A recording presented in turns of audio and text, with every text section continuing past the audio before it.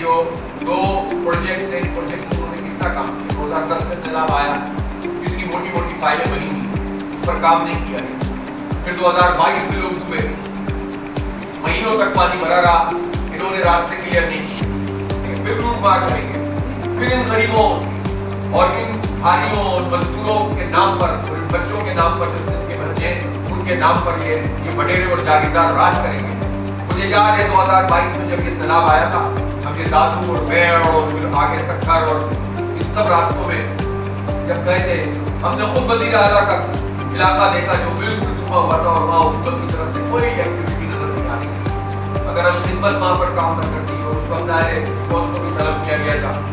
تو یہ سب کچھ نہ ہوتا، تو کوئی بھی لوگوں کو ریلیف کا کام نہیں ملتا۔ پھر ہاؤسنگ اسکیموں کے نام پر کرپشن کی ہو، یہ پتہ نہیں کہاں بنا دیتے ہیں، جس کے اعلانات کیے پتہ نہیں کتنے لاکھ گھر بنا دیے اور کتنے ہزار بنا دی، اور لوٹ مار کا ایک سسٹم ہے جو صرف حکومت کے نام پر چل رہا ہے۔